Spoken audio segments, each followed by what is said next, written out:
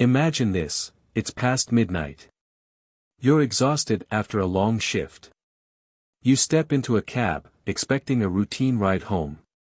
But suddenly, something feels off. The driver isn't the one you usually see. The route looks unfamiliar. Your heart pounds. You grab your phone and call your manager. The driver is taking another road. And then, the call cuts off. That was the last time anyone heard from 24-year-old Prathibha Sri Murthy. Hours later, she was found dead, assaulted and abandoned. A simple ride home had turned into a nightmare. But was this just a crime of opportunity? Or was it a premeditated act of horror? This is the story that shook India's IT industry, exposed shocking security lapses, and changed corporate safety policies forever. Stay with us as we uncover the terrifying truth behind Prathibha's last ride. Prathibha Sri Murthy was just 24 years old, a young, ambitious woman full of dreams. She worked as a call center employee in Bangalore, India's booming IT hub. Like thousands of others, she was part of the country's rising corporate workforce, juggling odd working hours but striving for a brighter future. Born into a middle-class family, Prathibha was known for her kind nature, determination, and strong work ethic. She had recently secured a job at HP Globalsoft, a multinational tech company, and was excited about the opportunities ahead. But working in the night shift meant depending on company-provided transport, a necessity for employees leaving at odd hours. It was December 13, 2005, just another ordinary night. Prathibha finished her shift and booked a cab provided by her company. She messaged her manager, letting him know she was on her way. It was supposed to be a safe and routine ride home. But she never made it home. The next morning, her family and colleagues were in panic mode. Calls to her phone went unanswered. Hours later, the worst news imaginable hit them. Prathibha was found murdered in a desolate area outside the city. The details of her final moments sent shockwaves across India. How did a simple ride home turn into a horrifying crime? Who was responsible? And could this tragedy have been prevented? As we unravel the case, you'll discover the dark side of corporate transport policies, lapses in security, and how one man's twisted intentions led to an unspeakable act. Stay with us as we dive deeper into the chilling mystery of Prathibha Sri Murthy's last ride. December 13, 2005, a cold Bangalore night. The city was still awake, with IT professionals wrapping up their shifts and heading home. For Prathibha Sri Murthy, a 24-year-old call center employee at HP Globalsoft, it was supposed to be just another routine ride home. At around 10:30 p.m., she booked her office-provided cab, a common practice for employees working night shifts. The company had strict policies, drivers were vetted, and there was supposed to be a security guard accompanying female employees. But that night, something went terribly wrong. The cab arrived, driven by Shivakumar, a man in his mid-20s. What Prathibha didn't know was that he was a predator in disguise. He had been waiting for the perfect opportunity, and that night, she became his target. As the cab rolled through the dark streets, something felt off. There was no security guard. But Prathibha, like many employees, trusted the system. She texted her manager, informing him that she had left for home. That was the last message she ever sent. Instead of heading towards her home, the cab took an unusual turn. At first, she might have thought it was a shortcut, but soon, the familiar roads disappeared. The streetlights grew scarce. The buildings faded into nothingness. They were heading into an isolated area. She panicked. "Where are we going?" she must have asked. But Shivakumar didn't respond. The car kept moving, deeper into the darkness. By the time she realized something was terribly wrong, it was too late. Somewhere on the outskirts of Bangalore, in a secluded spot, the cab finally stopped. Prathibha must have tried to fight, to scream, but she was trapped with a monster behind the wheel. What happened next was brutal. Shivakumar assaulted her, showing no mercy. He had planned this attack, and now, there was no one to stop him. When it was over, Prathibha was still alive, terrified, injured, but alive. But Shivakumar knew he couldn't let her go. She had seen his face. She knew who he was. And so, he made the final decision that he strangled her.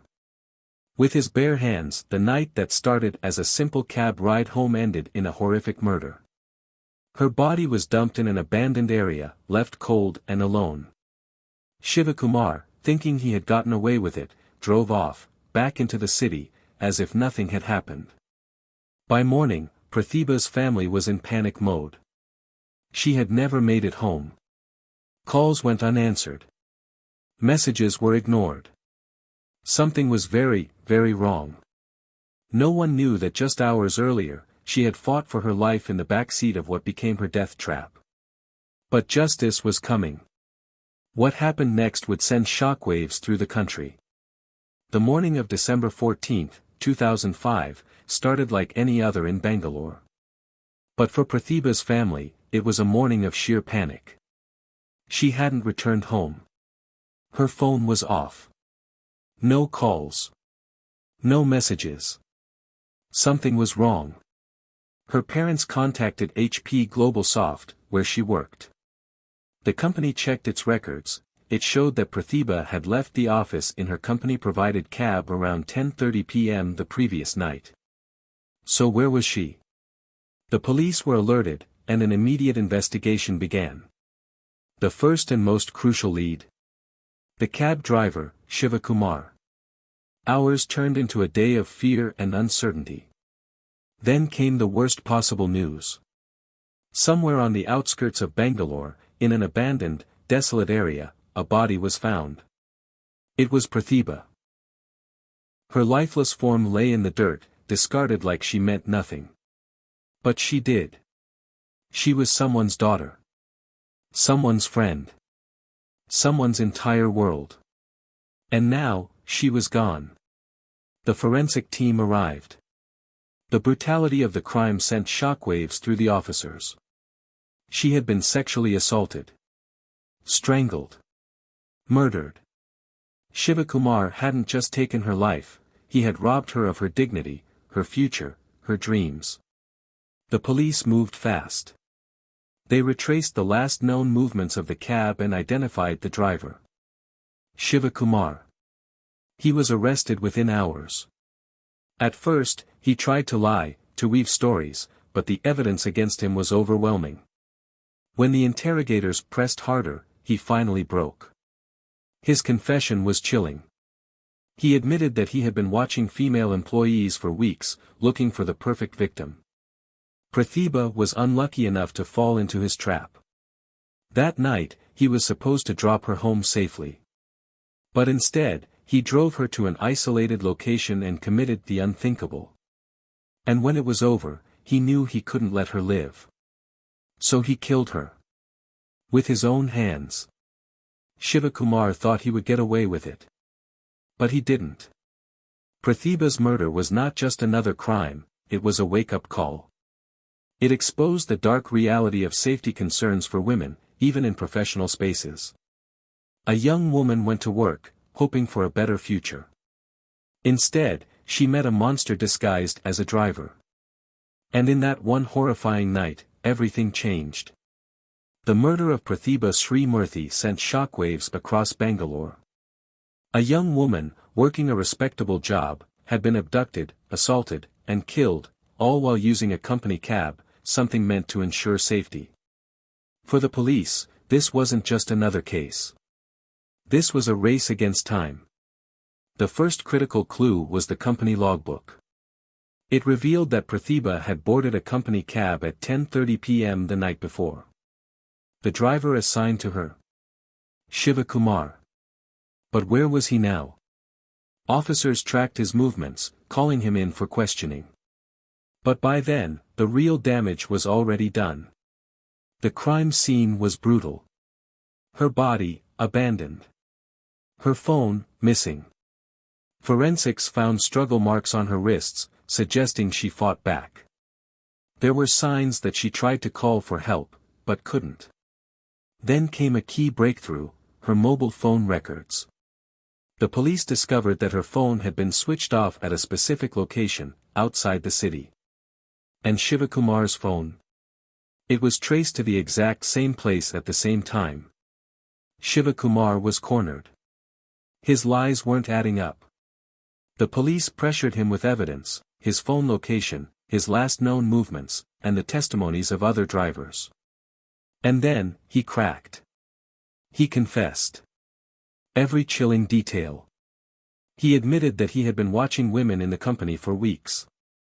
He picked Prathibha because she was alone that night.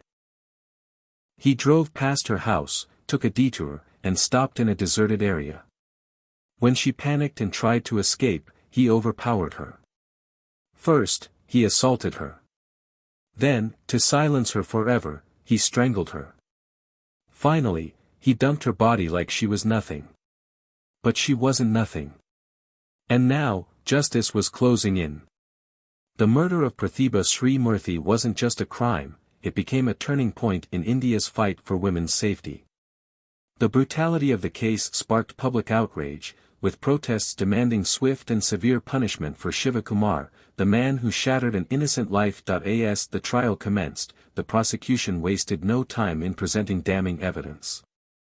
The cab log records proved that Shivakumar was the assigned driver. Phone tracking data placed him at the crime scene. Forensic evidence confirmed that Prathibha had been sexually assaulted and strangled. Despite the overwhelming evidence, Shivakumar pleaded not guilty. His defense claimed he was being framed, but his confession during interrogation left little room for doubt. News channels broadcasted every update, social media was flooded with demands for harsh punishment, and women across the country spoke out about their own fears while commuting at night. The case wasn't just about one woman anymore, it became about every woman who ever felt unsafe stepping into a cab, walking home alone, or working late hours.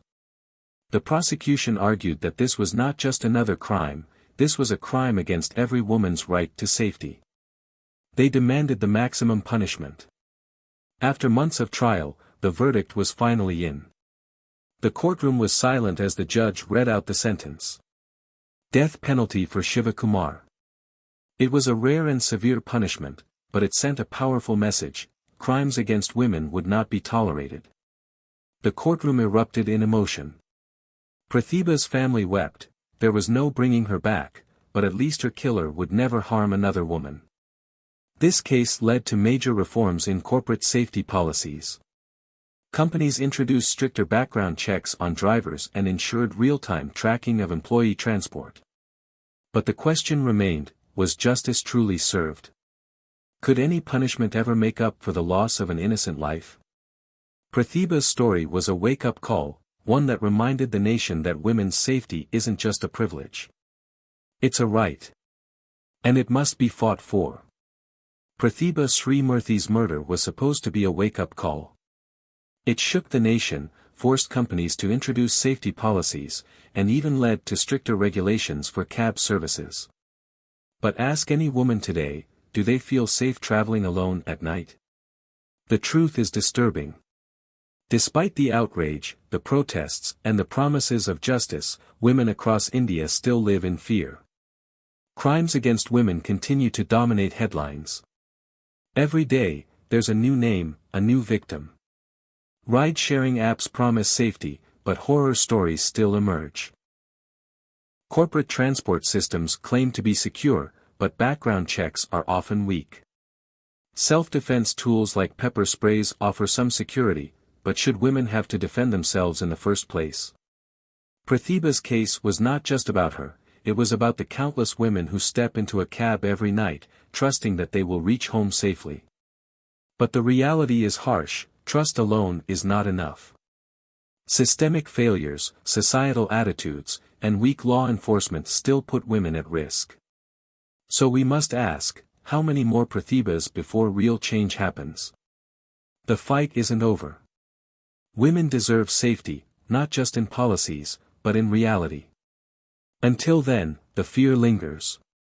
And the question remains: are women truly safe even today? Prathibha Sri Murthy was not just a victim. She was someone's daughter, someone's friend, someone who had dreams, dreams that ended in a nightmare. Her story is heartbreaking, but what's more terrifying is that it wasn't the last. Crimes against women continue. How many more names will be added before real change happens? We need to keep this conversation alive. And you can help. Like, share, and comment to raise awareness. Subscribe for more stories that matter, because these conversations bring change.